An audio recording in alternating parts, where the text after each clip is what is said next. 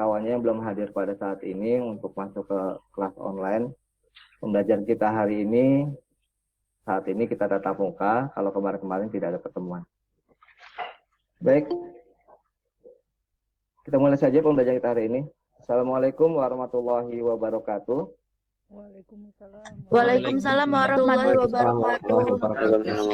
Waalaikumsalam.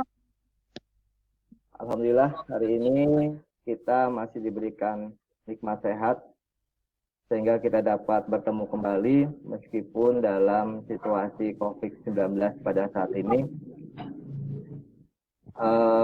Saya berharap kalian juga sehat selalu, patuhi protokol kesehatan sebelum kita mulai beraktivitas. Anak-anakku sekalian, sepertinya baru beberapa siswa yang hadir pada saat ini. Mungkin mereka kesulitan jaringan atau sedang ada keperluan. Mudah-mudahan mereka sehat-sehat saja saat ini.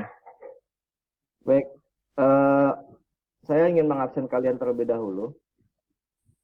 Untuk kelas 10 tolong yang namanya ada, nanti jawab hadir ya. Dan lebih baik kalau wajah kalian tampil di layar. Aida Merisa Sutisna Putri hadir? Hadir Pak, hadir. Anissa Aulia Azhara? Tidak hadir ya. Arifin Hamzah Kesuma? Astri Ivon Humayroh? Aulia Damayanti? Hadir. Ajrina Aisyifa? Diki Alfitian? Dimas Putra Darmawan? Fahri Ali Sabana? Hadir Pak. Fani Salimah Fuad? Fikri Ramatulai? Hadir. Herwada Setiawan? Jovinta Zahwa Anggraini? Hadir Pak, hadir. Lintang Amelia Putri? Liviana Lisa? Hadir Pak, hadir. Hadir Pak. Messi Salsabila? Hadir Pak, hadir. Malika Azharo Hadi? Maulina Azharo? Maya Alfiana? Hadir. Muhammad Isal? Nabila Salma?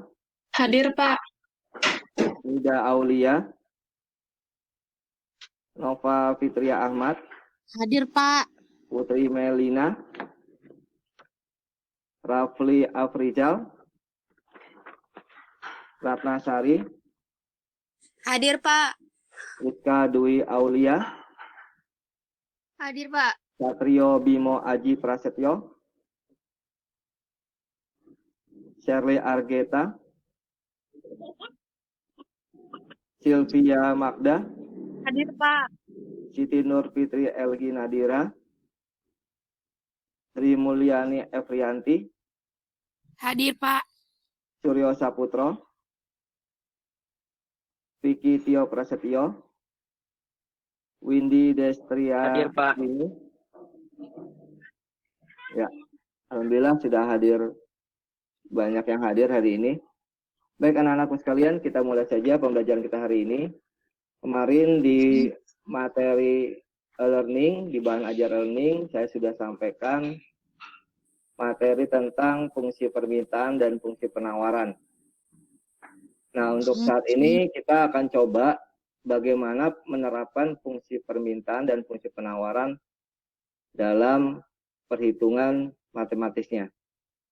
Mungkin kalian sudah lihat videonya yang kemarin, karena kita ini masih berkelanjutan materinya untuk saat ini tentang fungsi permintaan dan penawaran.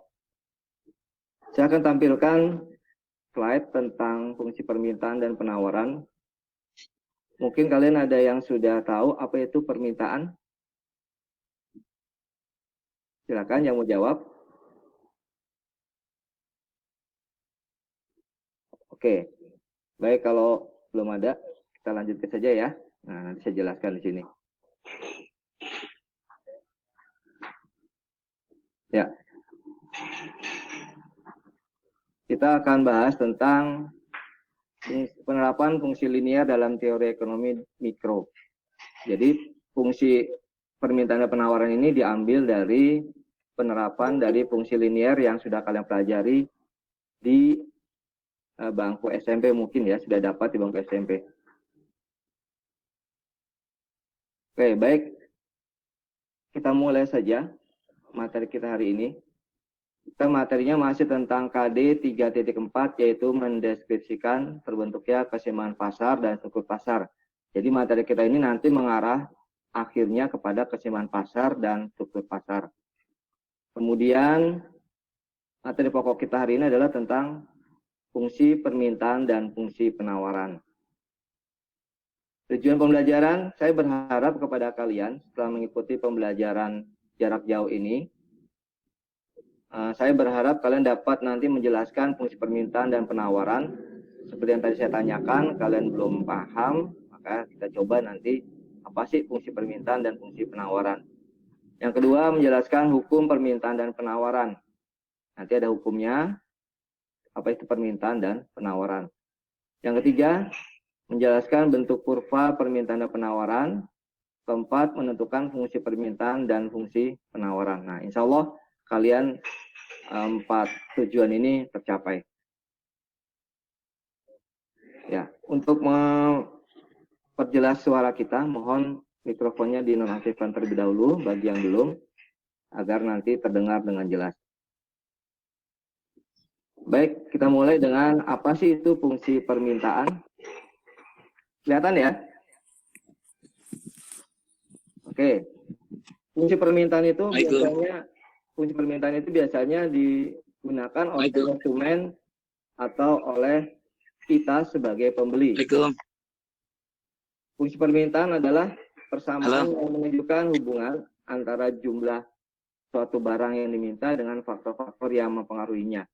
Jadi fungsi ini akan berlaku kalau jumlah barang itu yang diminta oleh konsumen itu akan berhubungan. Kemudian kita juga mengenal dengan fungsi penawaran. Nah, ini sudut pandangnya adalah produsen. Jadi produsen itu kita sebut namanya penawaran, yaitu satu fungsi yang menunjukkan hubungan antara harga barang atau jasa yang ada di pasar dengan kuantitas penawaran yang ditawarkan oleh seorang produsen dengan faktor yang mempengaruhinya. Bentar ya, ini ada kawan kalian baru masuk.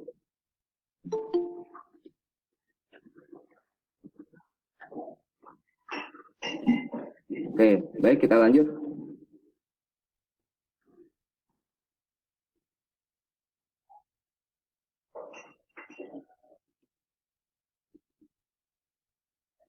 Oke, kita lanjut lagi ya.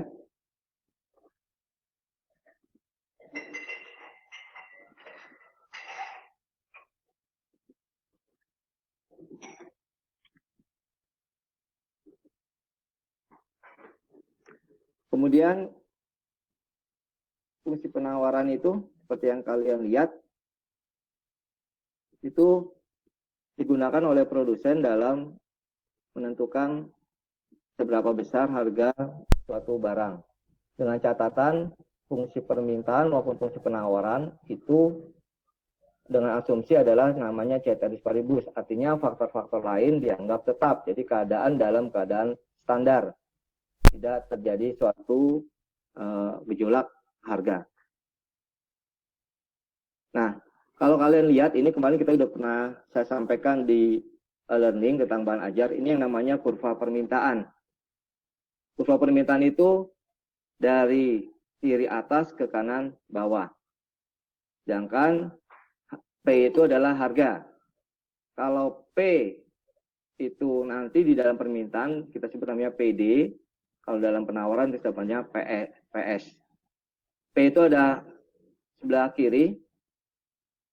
Ini nanti kurvanya turun dari kiri atas ke kanan bawah. Nanti kurva ini mempunyai garis yang persamaannya adalah P sama dengan A min B Q, atau kalau Anda mencari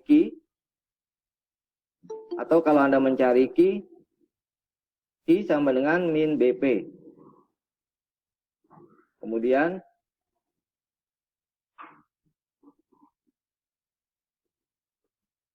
nah, P itu harga, Q itu adalah jumlah barang, dan A adalah harga angka konstanta, B adalah kemiringan.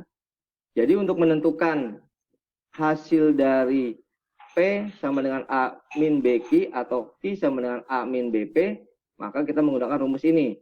Ya, rumus seperti ini. Kalau dalam matematika itu P-nya diganti dengan Y, sedangkan X-nya itu kita kalau di ekonomi diganti dengan Q. Jadi rumus fungsinya P min P1, P2 min P1 sama dengan Q min Q1, Q2 min Q1. Ini sama aja. Untuk permintaan, untuk penawaran ini sama saja. Kemudian bentuk fungsi penawaran, kurvanya dari kiri atas ke kanan atas, dari kiri bawah ke kanan atas. Kemudian hasilnya kalau kita mencari fungsi maka P sama dengan A plus BQ atau Q sama dengan A plus BP. Ya, ini sama aja keterangannya, fungsinya pun sama saja. Tinggal diganti dengan PD atau PS, QD atau QS. Kemudian kita coba dengan fungsi permintaan. Ini ada suatu daftar tentang permintaan barang dan harga. Permintaan barang dan harga ini kita dalam situasi A, B, C, D, E, F, G, H, dan seterusnya. Ya, harga seperti itu. Dan kalau kita buat, kira-kira nanti gambarnya seperti ini. Mungkin bagi kalian yang lambat tampilannya, nanti bisa mengikuti ya. Jadi situasi A itu jika harga 22.500 jumlah yang diminta adalah 10, maka di sini A itu 22.500 kemudian ke bawahnya ini 10. B 20.000 yang diminta adalah 15 dan seterusnya sampai yang terakhir, maka kurvanya nanti akan berbentuk dari kiri atas ke kanan bawah sampai ke bawah. Jadi kurvanya seperti itu. Karena kurvanya seperti ini, dengan syarat tadi yang saya bilang CT sekaligus, kalau harga barang, pendapatan konsumen, tingkat kebutuhan, harga barang pengganti, jumlah penduduk, minat atau selera ini tidak berubah. Kalau ini berubah, maka kurvanya akan bergeser ke atas atau bergeser ke bawah. Tapi kalau dalam keadaan tetap, kurvanya seperti itu. Oke, ini yang mempengaruhi permintaan. Kemudian, karena kurvanya seperti tadi, maka lahirlah yang namanya kita sebut hukum permintaan. Hukum permintaan itu bunyinya semakin turun tingkat harganya atau semakin murah harganya, maka semakin banyak jumlah barang yang diminta. Kalau Anda ke pasar kan seperti itu ya, maunya harga murah tapi dapat barangnya banyak. Tapi sebaliknya semakin harganya naik, maka semakin sedikit pula jumlah barang yang diminta. Jadi kalau harganya naik, Anda pasti mengurangi pembelian. Kenapa? Karena mahal. Kemudian penawaran. Kurvanya sama seperti ini. Hukumnya pun semakin tinggi harganya. Nah, ini produsen. Kalau produsen itu maunya semakin tinggi harganya, maka barang yang dijual semakin banyak. Dengan harapan kalau semakin banyak barang dijual, harganya tinggi, maka dia akan memperoleh pendapatan yang lebih besar. Sebaliknya, kalau harganya lagi murah atau harganya lagi berkurang, maka jumlah barang yang ditawarkan itu akan berkurang. Mengapa? Karena ya iya, ngapain dia jual banyak-banyak kalau harga lagi murah? Untuk apa dia jual banyak-banyak? Kemudian faktor mempengaruhinya, ini seperti tadi. Kalau kurvanya tadi seperti tadi, itu dalam keadaan normal. Tapi kalau ada atau keadaan yang menyebabkan dia berubah, maka ini yang berubahnya. Apa yang menyebabkan berubah? Biasanya biaya produksi, teknologi, adanya produsen baru, harga barang pengganti, bencana alam, pajak, perkiraan harga, dan lain-lain. Ini menyebabkan penawaran suatu barang berubah.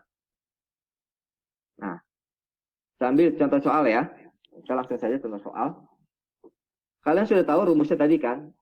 Untuk mencari fungsi permintaan, kalian itu nanti membuat rumus dengan rumus P sama dengan P1 per P2 min P1 sama dengan Q min Q1 Q2 min Q1. Nah, seperti itu ya.